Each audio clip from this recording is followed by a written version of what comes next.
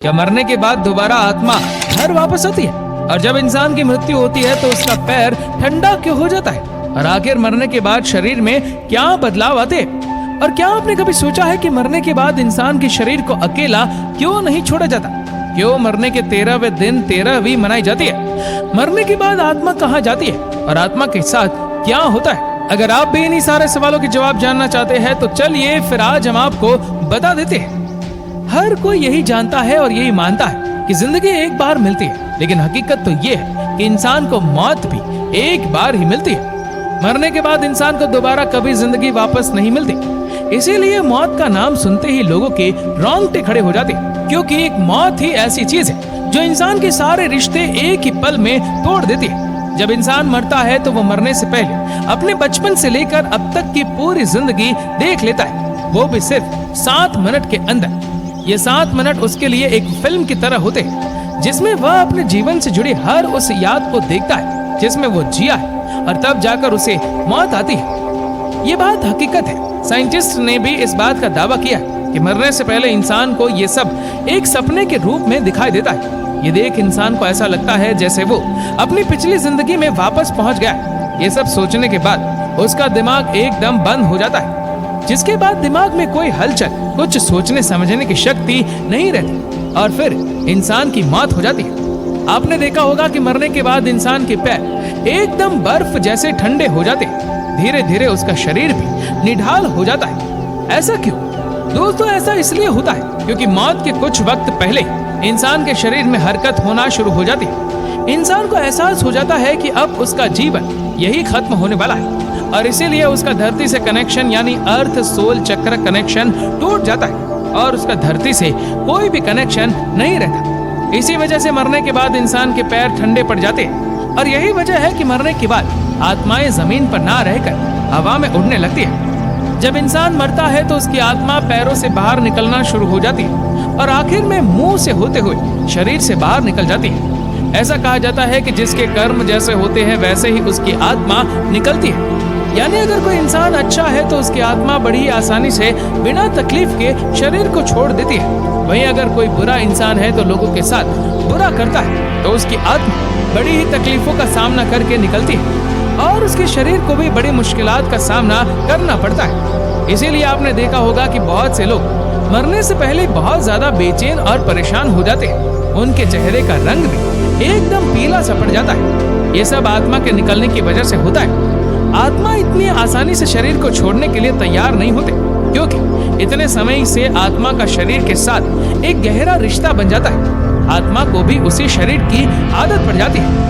मरने के बाद आत्मा कुछ समय तक शरीर के पास खड़ी रहती है, और जब उसके घर वाले उसे देखकर रोते या चिल्लाते तो ये सब इंसान को महसूस होता है, लेकिन वो कुछ कह नहीं पाता और बस इनके रोने को सुनता रहता है। ये आवाजें इंसान को शोर जैसे सुनाई देती है, जो उसको काफी परेशान करते हैं, और हर एक घर वाले से बात करने की कोशिश करती है। उन्हें अपने बात बताना चाहती है, लेकिन कुछ नहीं कर पाती। अब बारी आती है आत्मा की परलोक जाने की। इसके लिए भगवान 2 यमदूत जमीन पर भेजते हैं, जो उस आत्मा को अपने साथ परलोक की यात्रा कराने के लिए ले जाते हैं। यमदूत उन्हीं लोगों के साथ बुरा बर्ताव करते हैं जो पापी होते हैं या फिर दूसरों के बारे में हमेशा बुरा सोचते हैं। इसके बाद दोनों यमदूत उस आत्मा को अपने साथ परलोक लिए जाते हैं। पहले इस आत्मा को एक गुफा से होकर जाना पड़ता है, और फिर बाद में परलोक का रास्ता दिखाई देता है। लेकिन इस रास्ते से पहले ही आत्मा को एक नदी जिसका नाम है बैतरनी, इस नदी को पार करना पड़ता है। इस नदी में पानी नहीं होता, बल्कि भड़कती हुई आग होती है। यहाँ पे इंसान के कर्मों का हिसाब होता है। जैसे जो कर्म करता है वैसे ही उसके साथ होता है। इसके बाद आत्मा को परलोक लाया जाता है, जहाँ यमराज उसका हिसाब करते हैं, और चित्रगुप्त से उस इंसान के किए हुए कर्मों का सारा हिसाब मांगते हैं। चित्रगुप्त के पास हर एक इंसान का सारा लेखा जोखा होता है, जिन्हें वो यमराज के सामने रख देते हैं। अब यहाँ भी इंसान के कर्म ही उसका साथ देते हैं। अगर कर्म अच्छे होते हैं तो वो एक भला इंसान होता है, तो उसे स्वर्ग में भेज दिया जाता है। लेकिन अगर वो एक बुरा इंसान है जिसने धरती पर बहुत से पाप किए, तो उसे नरक में फेंक दिया जाता है। नरक भी 36 तरह का होता है। ऐसे ही कुछ समय पहले एक आदमी मर गया था, और उसे 2 यमदूत उठाकर अपने साथ ले गए। इस शख्स ने बताया कि जब मेरे अंदर से आत्मा को खींचा गया तो ऐसा लग रहा था जैसे किसी मुलायम कपड़ों को कांटों पर से खींचा गया।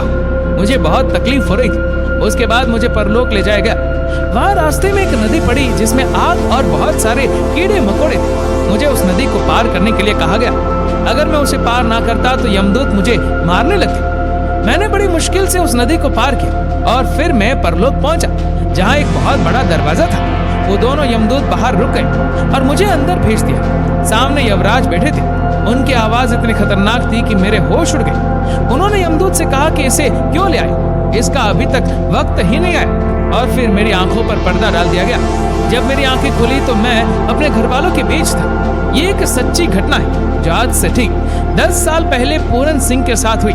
ये सिर्फ एक ही घटना नहीं बल्कि साल दर साल साइंटिस्ट के सामने ऐसी बहुत सी घटनाएं सामने आती रहती है और न जाने कितने लोग मौत को छूकर वापस आ जाते हैं। तो वहीं कुछ लोगों का कहना है कि जब वो मर गए थे तो वो एक अलग दुनिया में पहुंच गए जहां बहुत रोशनी थी। कुछ अलग लोग थे जो उनसे कह रहे थे कि अभी तुम्हारा वक्त नहीं आया है। ऐसे ही और भी लोग हैं जिनका कहना है कि मरने के बाद उन्हें अलग सी चमक, खुशी का एहसास होता था, साथ ही उन्हें बहुत प्यार भी मिलता था। गरुड़ पुराण के अनुसार ऐसा माना जाता है कि अगर डेड बॉडी को अकेला छोड़ा जाता है तो उस पर दूसरी बाहरी शक्तियां का नकारात्मक ऊर्जाओं का वास हो जाता है, यानी भूत प्रेत उस आत्मा पर कब्जा कर लेते हैं और पूरी तरह से आत्मा उनके वश में हो जाती है। इसीलिए न रात के समय में शव को अकेला छोड़ा जाता है और न ही दिन के समय। अब बात करते हैं 13वीं तक पिंड दान क्यों नहीं किया जाता, इससे आत्मा को क्या फायदा होता है। ऐसा कहा जाता है कि जब यमदूत आत्मा को दोबारा उसके घर वालों के पास छोड़ने जाते हैं तो आत्मा बहुत ज्यादा कमजोर हो जाती है, क्योंकि वो बहुत कुछ जेल कराई होती है और उसके अंदर इतना दम और ताकत नहीं रहता कि वह दोबारा परलोक जा सके। इसीलिए गरुड़ पुराण के अनुसार 10 दिन तक जो आत्मा के लिए पिंडदान करता है उससे अलग अलग शरीर के पार्ट्स की रचना होती है और ऐसा ही 13 दिन पिंडदान करने से उसकी आत्मा यमलोक जाने के लिए योग्य हो जाती है।